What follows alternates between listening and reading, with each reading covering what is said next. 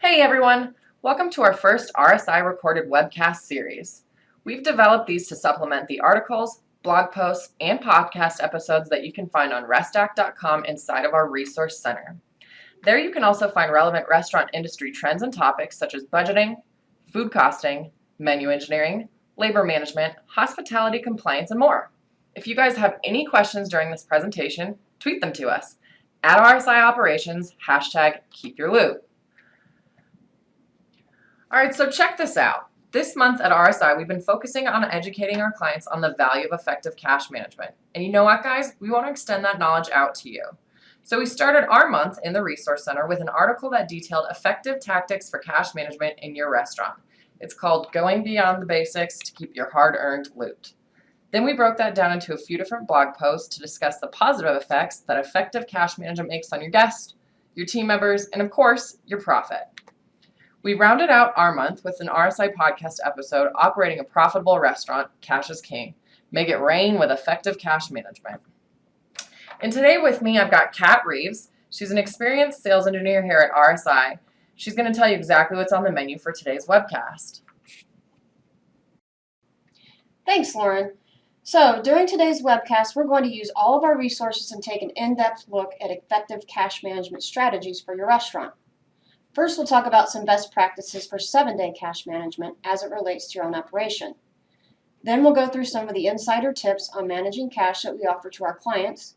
And finally, we're going to look at some simple rules and tools for ongoing cash management, and we'll round out the presentation with some red flags to look for when obtaining investments and show you what a strong investment strategy really should look like. Ready for a pro tip? Once you learn how to master these tactics, you'll be well on your way to prioritizing your debt and paying back your investors. Okay, so everyone goes into business expecting to make some sort of return on their investment, right? I mean, as I would assume, that's why you went into business with your restaurants, correct, Kat? Exactly. So I don't know if you were one of these folks, but most folks concoct these grandiose ideas of a pot of gold at the end of the rainbow. But if you rely solely on destiny without a strategy, I hate to break it to you guys, but you're going to be finding lumps of coal at the end of your rainbow instead of that pot of gold. In fact, in our most recent blog post, we talked about the tactics of cash management and how it's all about strategy, just like a chess game. Effective cash management, the key word here being effective, requires proactive planning and thinking throughout the entire game, not just in the moment. So to get to your desired end result, a profitable restaurant, investors paid off, out of debt with steady cash flow, you have to keep the big picture in mind. Think of every move you need to make before you make it. If you devise a strategy with calculated moves, you're going to watch your bottom line slowly rise over time. But it's baby steps, right? So let's take this big picture and break it down into some smaller pieces and find out how we can find that pot of gold. All right, so we're going to start with 7-day cash management. I know. It seems absolutely insane to think that you would have the capacity to manage cash every day of the week. But once you get the hang of this best practice that we teach our clients, you won't be able to see doing it any other way. So let me explain. Take the time to focus on how different days of the week relate to your cash flow. That knowledge will help you tremendously in giving you a true view of your cash position on your operational side. I promise, if you get to know your days, suddenly you'll be keenly aware of when you've got more cash locked up than the bank down the street, or on the flip side, when you're a little bit cash starved. So let's look at Mondays. These should be an all-out admin day. Any interviews you need to perform, paperwork you need to finish should happen on a Monday. This is also the time to forecast your sales and prime cost spending for the week. Typically, this is a slower day, so you can focus on setting yourself up without impacting the guest experience. Since cash is pretty much neutral from the weekend, except for any cash deposit you made from Saturday or Sunday, it's a great day to get things teed up. Tuesday, this is going to be your heaviest cash flow day of the week. The credit card deposits from the weekend are hitting the bank, so it's a good idea to have your large expenses like your payroll checks dated on this day, so you don't have to worry about transferring money to cover these expenses. Wednesday, this is the perfect day to perform a mini bank reconciliation. This will help you determine what cash still remains. This is also the best day to transfer extra cash to your savings account. Thursdays is the day to review your forecast. How accurate was it from your Monday prediction? And what has been spent on purchasing and labor? Make any adjustments based on the remainder of the week's events and identify any areas of overspending. Friday, this is going to be your lowest cash flow day of the week. All of your bills should be paid and your paychecks should all be cashed. So the only thing left for you to do is to focus on the guest experience for the remainder of the weekend and proactively manage your prime costs to increase your cash flow. Holy cow, I had no idea that the relationship between your cash flow and your daily operational agenda were so paralleled. It's absolutely huge. So let's look at another piece of the puzzle, your business acumen. The choices you make for your operation that will ultimately affect your cash flow either negatively or positively. All right, guys, Kat's going to give you some insider tips that will contribute to the latter. Stick with her on these. There are a few that made our list that aren't quite the popular way to do things, but are vastly more effective and successful than the industry standard. Like my mom and dad used to say, what's popular isn't always right, and what's right isn't always popular. All right, number 1, vendor terms. Contrary to popular belief, paying your vendors on terms does nothing to increase your cash flow. In fact, it does more harm than good. Vendor terms give you a blurry vision of your true cash position since your weekly sales and whatever terms your vendors have offered are out of sync. This skewed view has the potential to build up debt since you could essentially be paying your vendors with money that's not actually in your account at the time it comes out.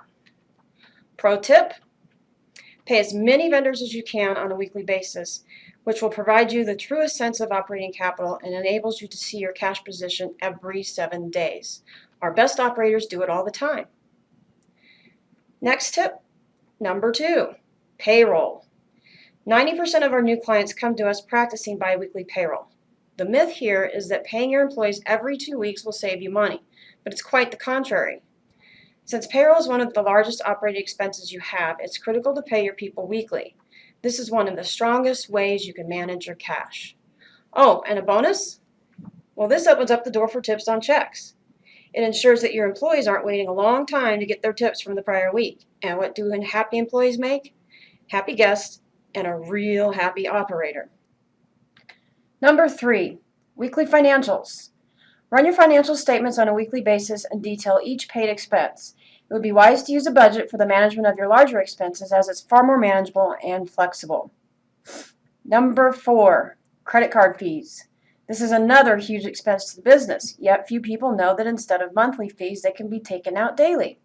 This is called daily discounting. It is much easier for the fees to come out each day than to be faced with all those charges once a month. Another extremely effective way to manage your cash flow. Finally, our last insider tip to get you ahead of the game. Impounding your own taxes. One of the best ways to grow your business empire is to never get behind on your taxes and never get in trouble with the IRS. The easiest way to avoid falling behind is to transfer the money that you owe into a savings account each week until it's due. This ensures you will always have enough cash to take care of your taxes while still paying your team members and your bills on time. Kat, I'm a seriously competitive person, so I can't tell you how much it means to me to get ahead of the game. And having those insider tips and best practices are going to be huge tools to have in my arsenal. So, guys, just remember it's essential to use these tools to position your operation to grow in a robust and healthy manner. But let me remind you, it's only a piece of the picture. It's critical to remember that no matter what you see on your bottom line, you remain fully aware that it's merely the operational side of things. So you may be profitable on your P&L, right? But what about the money you need to reduce your debt? So the final piece of the puzzle that we want to talk about in helping you get to a profitable, debt-free restaurant is how to use these ongoing strategies to then prioritize your debt. No matter how you went about gaining your investors when you first started, it's imperative that you understand the importance of managing that primary investment of initial capital as well as working capital.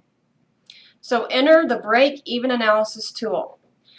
This tool enables you to include balance sheet expenses with your operating expenses so that you can prioritize your debt. It allows you to visualize the impact that these items have on your true cash position of the business. Basically, you can now put your money where your mouth is. I like that. All right, let's check out some red flags when you're trying to obtain investments. First one we're going to look at, Kat, unsavory deals. This could easily put your business in jeopardy due to the investor's demands for payback, which can make it impossible to manage your cash. So some of examples of this might be trade programs. Often these programs crush the financial statement since the agreement could look like a free-for-all for their family and friends. It might sound like a good idea in the beginning, but when there's no control, the investors can take advantage of the trade. Not good. Another red flag we're going to look at, overpromising the return on investment. It absolutely kills the ability to manage cash. It puts the business at risk of not being able to pay taxes or other priority debt because investors are being paid back too aggressively and too quickly. Finally, a similar common pitfall is the hard money lender or the deal of the day company. These companies strike up the band with their quick ability to hand out dough. The problem with this is the interest rate is insane, which means the payback schedule is simply the nail in the coffin because it's usually tied to a guest metric or credit card deposits. There is absolutely no way to manage the payback in this scenario. So, how should a solid investment strategy look like? Consider how much money you need and what you're willing to give up to get that money. Don't chase deals. Use your head and not your heart when entering these into the break-even analysis. Make sure you include interest rates and the term of the investment so you can tell over time what amount of money you need in order for the business to survive. Once this plan is in place, what do you do next? You rely on the budget to keep your operational expenses in line. This tool is critical in order for you to have cash in the bank to reduce your liabilities on the balance sheet in a timely manner. Thanks, Kat. Looks pretty solid to me.